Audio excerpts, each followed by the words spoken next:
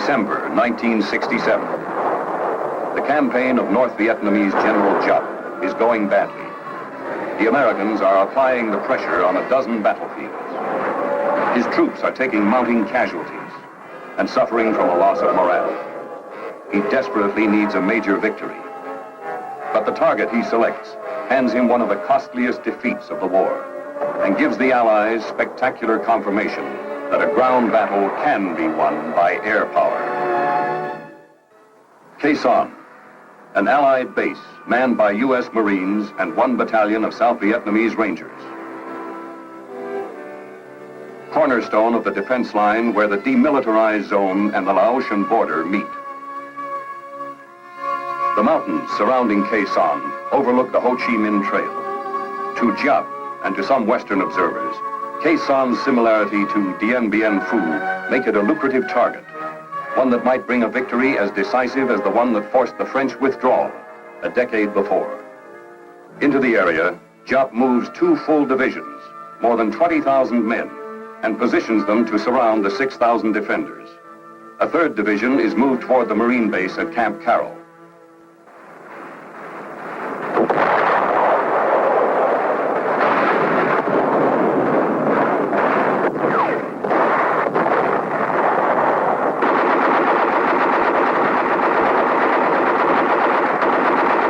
As the battle lines are drawn and the Marines repulse probes against their tightened perimeter, General William Westmoreland gives his Deputy Commander for Air, General William Momeyer, operational control of all air elements in the defense of Khe Sanh. On January 19th, the largest and best coordinated air campaign of the war is launched against the enemy.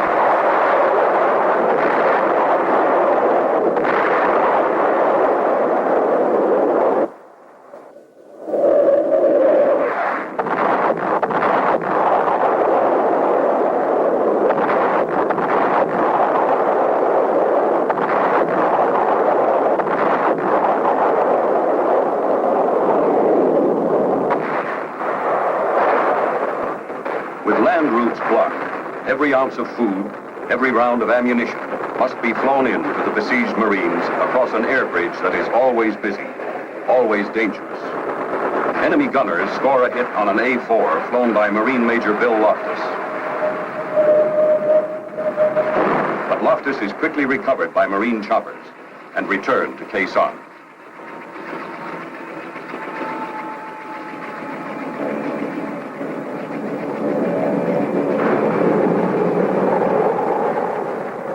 The big cargo aircraft become known as mortar magnets. But in spite of the mortars, in spite of enemy anti-aircraft fire, in spite of bad weather, the air bridge is never cut.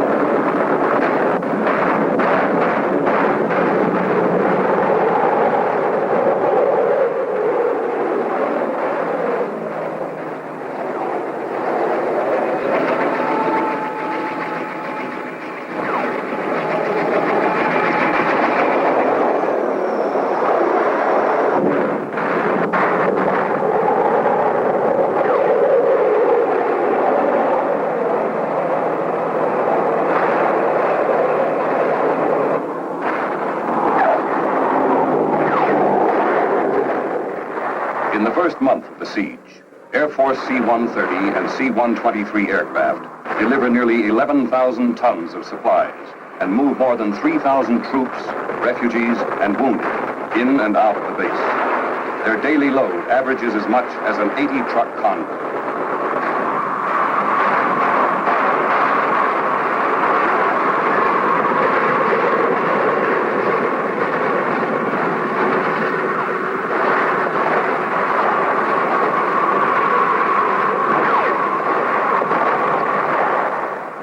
A handful of Air Force aerial port personnel, under constant enemy fire, load and offload as many as 30 aircraft in a day.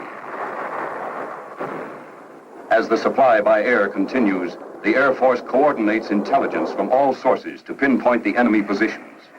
Air Force reconnaissance crews are able to penetrate the jungle canopy and zero in on enemy targets with highly sophisticated electronic and photographic devices that detect the enemy's slightest move. They often locate more than 300 targets a day. Jop's plan calls for a quick victory. He steps up the intensity of his assault, scores a hit on the Marine ammunition dump.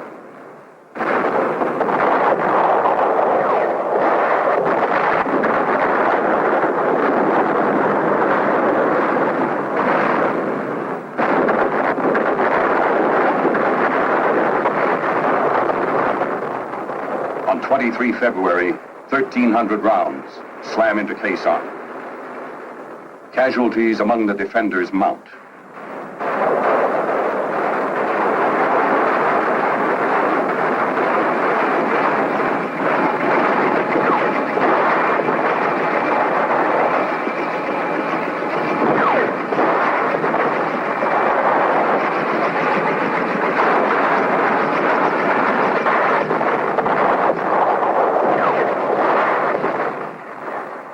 The Marines burrow deeper and call for suppressive fire from fighter aircraft.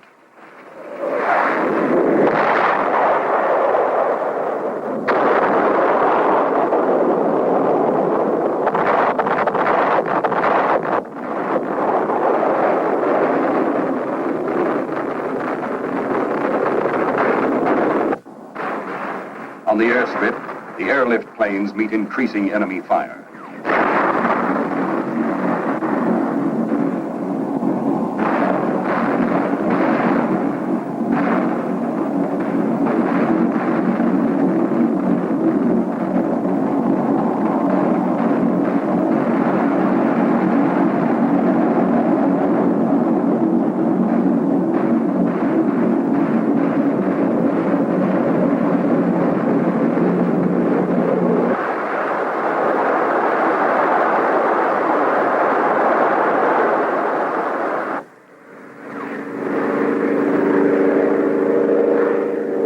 Intensifying barrage forces the planes to deliver the goods by parachute. The communists are steadily increasing their attack. The specter of Dien Bien Phu is revived in American headlines. But what the French lacked, the Americans have in overwhelming strength, the decisive element of air power.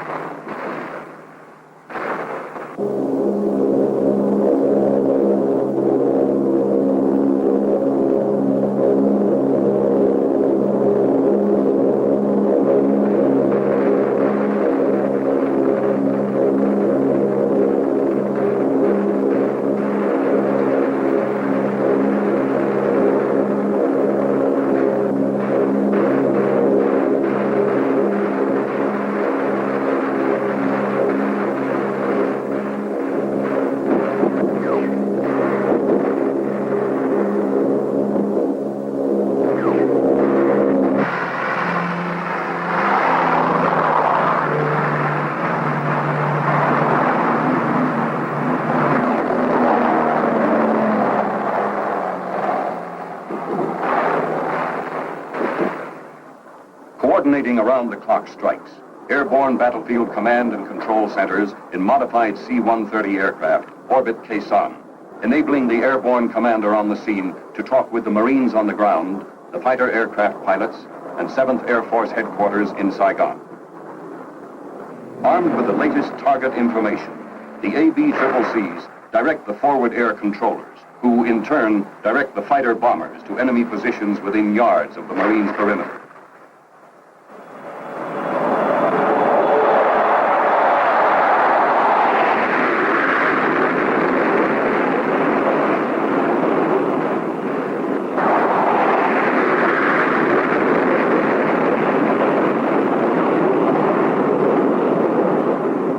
B-52s with their sophisticated radars are able to strike in any weather, each carrying more than 30 tons of bombs, blast enemy bunkers and supply dumps, devastating the surrounding landscape.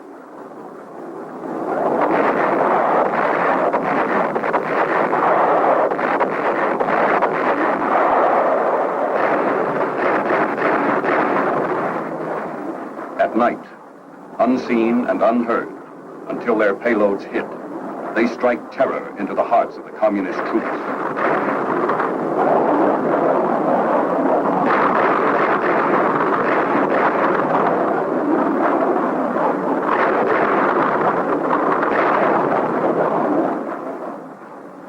The air effort is massive.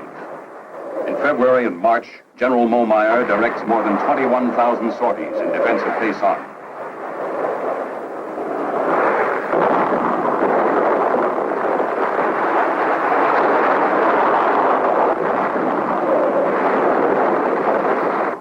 Of these, 2,500 are flown by the B-52s.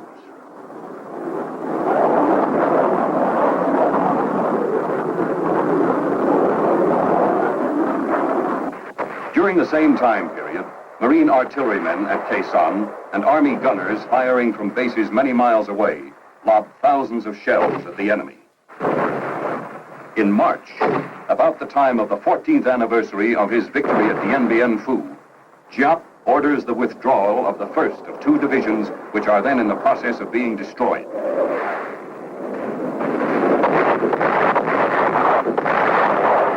At the same time, the monsoon lifts, clearing the skies for a growing stream of airlift and medevac aircraft. Tactical fighters continue their precise attacks, complementing the heavy bombardment of the B-52s, increasing the pace of the enemy withdrawal. The Marines move out in pursuit of the enemy. Now the extent of the communist defeat becomes more apparent. The debris left on the battlefield is mute testimony. Stockpiles of ammunition, rockets, mortars, and automatic weapons, laboriously packed down the Ho Chi Minh Trail, are abandoned. Captured North Vietnamese troops provide added facts. One regiment is reported to have lost 75% of its 2,000 men. Mass desertions to escape the bombing are not uncommon. Giap's soldiers were existing on starvation rations. Total enemy losses are estimated at 15,000 men. The long siege is over.